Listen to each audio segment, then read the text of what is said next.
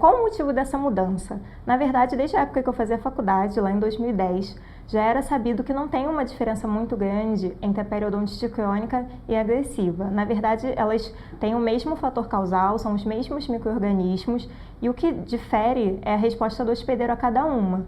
Então, a resposta do indivíduo à agressão microbiana que vai definir se ela vai ter uma evolução rápida ou uma evolução lenta.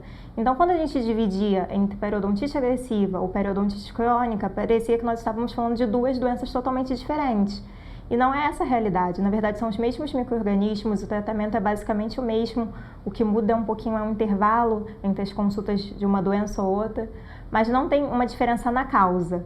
Então, por isso, eles resolveram unificar isso e fazer alguns outros ajustes que eu vou falar ao longo da aula.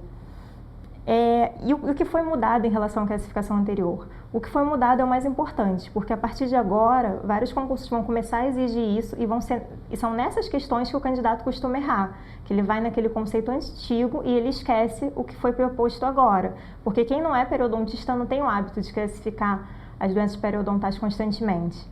Então é aí que o aluno erra a questão, é nisso que vocês precisam prestar muita atenção.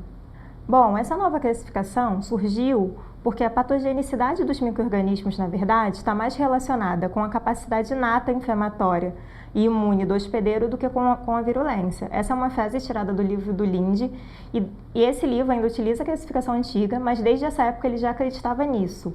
Então, eu não vou falar exatamente todos os mecanismos, eu vou dar uma sinopse aqui, vou falar resumidamente porque tem uma aula inteira falando disso, que é essa aula aqui, que tem aqui na plataforma do IDENT. Então, assim, eu não vou repetir tudo, senão vai ficar muito cansativo para quem já assistiu. Mas eu vou falar de forma que quem está assistindo essa aula consiga entender, basicamente, os conceitos. Então, assim, quando tem os micro-organismos periodontais e estão instalados na cavidade oral, o hospedeiro, né, que é a pessoa, pode responder de três formas. Uma forma é o micro-organismo faz uma agressão, tipo, dispara um tiro contra o hospedeiro e ele desvia. Isso ocorre no paciente saudável. Então, tem lá as toxinas bacterianas e o hospedeiro não responde e não tem nenhum dano. Ele continua em estado de saúde, ele não é atingido. Então, nessa forma, o paciente tem um equilíbrio e encontra-se em saúde.